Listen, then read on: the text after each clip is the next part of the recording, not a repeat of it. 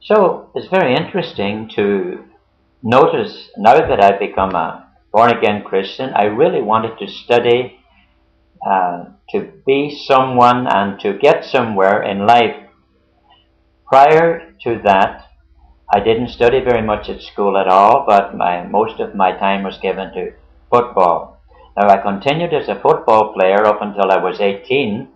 I played for the under 17s in the Northern Ireland BOAC Shield and medals, and we won the competition. And I played for the men's team at the same time and was counted, even despite the fact that I was a born again Christian, they had me on the men's team for Castledir, which today is in the second division for Northern Ireland.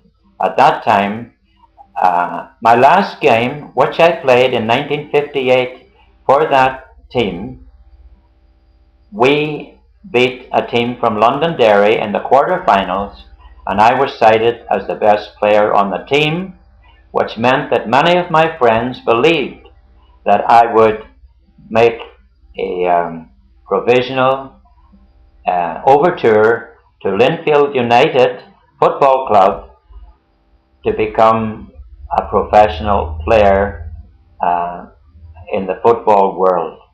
That never happened because 2 weeks after that, I was destined to leave Ireland to go to England. But I'm getting beyond myself. Let me just go back a little ways to say that after my conversion at the age of 15, I then went to Omagh Technical College to study botany, zoology, and other agricultural related subjects, including math and science, and I became top of my class.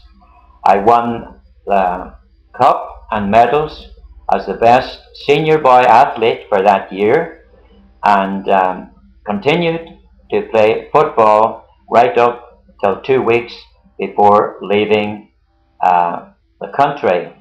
But that was at the age of 16 when I finished at Omagh Technical College, won the Senior Boys Cup, and did very well at school. The very next year, or during that year in fact, my school head teacher of my class took me for a special interview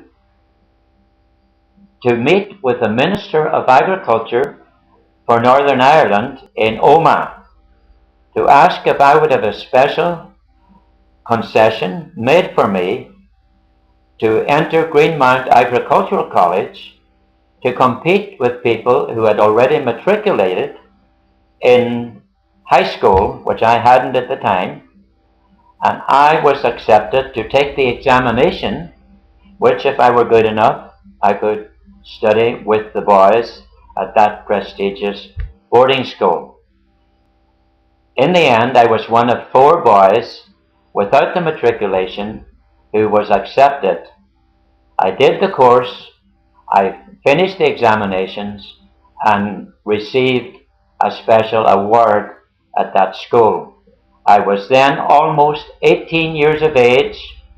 At that time in my life, I had finished playing football for the last time and was already booked to sail for England to take up a special year running a dairy farm in England in preparation to enter university as a student in agriculture.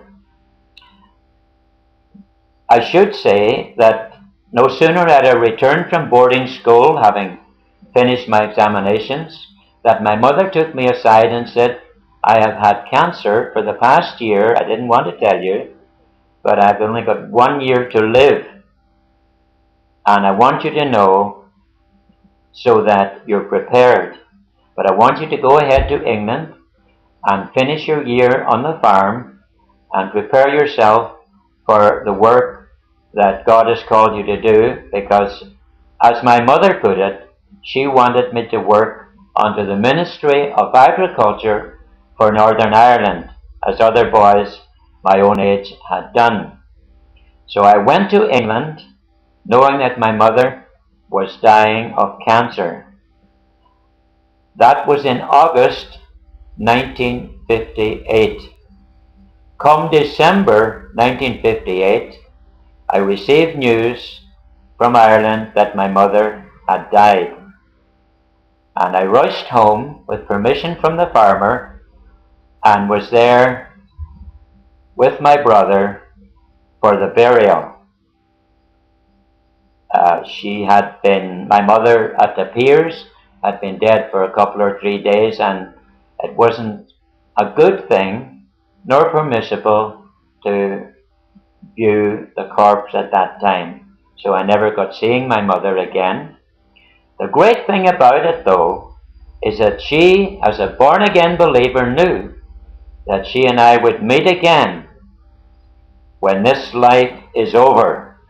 This is where our conversation really begins, and I want you to listen now to what I have to say about what life really means after that you have accepted Jesus Christ, how you begin to live, and what lies in store for you if you make the decisions that I made at that time.